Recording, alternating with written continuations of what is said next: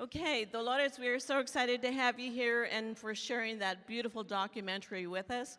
We also have her son, one of her children, Ricardo Chavez, with us, and you'll also have an opportunity to ask him questions tonight. So, an example of a question would be, because I'm fascinated by the fact that you love jazz. Can you tell us what started the love for jazz?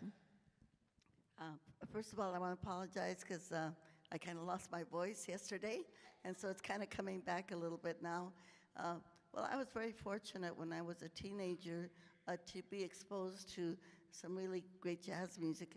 One of my cousins was into music, and so I very much got into jazz and bebop.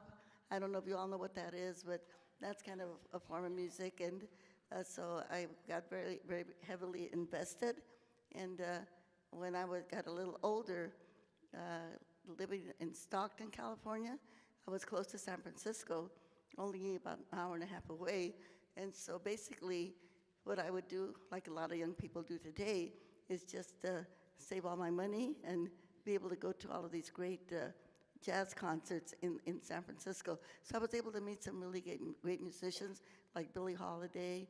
All right, somebody know who Billie Holiday? Charlie Parker. All right. Dizzy Gillespie and Sarah Vaughan, Ella Fitzgerald. So I had a very wonderful childhood because of, when I was a teenager, young adult, to see all of these great musicians. Well, besides recognizing your powerful, powerful national work as an economic and social justice leader and campeona, it's interesting to, through the documentary, see some of the very, very challenging times, but also to learn about things that you really prefer and you love and enjoy in life. One other question I have is about one of your daughters mentioned her nose, and you said, don't touch that nose because it's a pride of the Tarahumaras. Mm-hmm.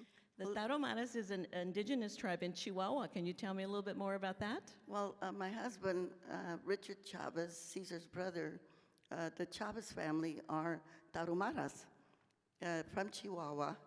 And of course, my daughters, both Juanita and Maria Elena, they have the Tarahumara nose.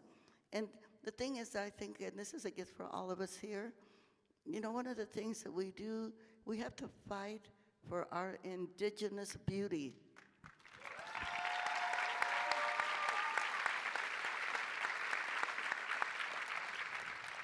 Because we have been culturally colonized to think that beauty is the European style of beauty. And so I like to say that when a baby is born, we should never say, "Qué chulo el niño o niña, está bien güerita," or "tiene los ojos rubios," no? We should say, "That baby is beautiful because it is bien prieto, it is really dark," okay? And has high cheekbones and slanted eyes, you know what I mean, or a chato nose. So we have to celebrate, especially for our young people. We should never, ever be, how should I say, embarrassed because our skin is dark, right? We should celebrate that. My father, Juan Fernandez, was very dark. He was very, very dark. And my mother was más güera, she's lighter skin. So I kind of came out in the middle. but I see that because a lot of times our young children especially, they're, we can't change our skin color. And one thing and this is kind of off, I'm going to go off on a little tangent right now, but I think that one of the ways that we can end racism, which we know we have to do in our country, we have to end it, is just to remember that scientifically, we are one human race. One human race. And we have a lot of ethnic groups. We have a lot of cultures and nationalities, but only one human race.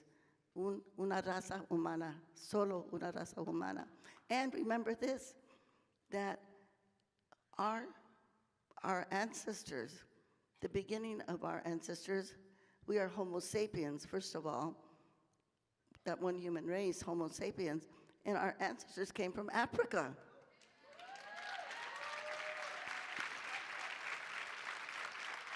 So what does that mean?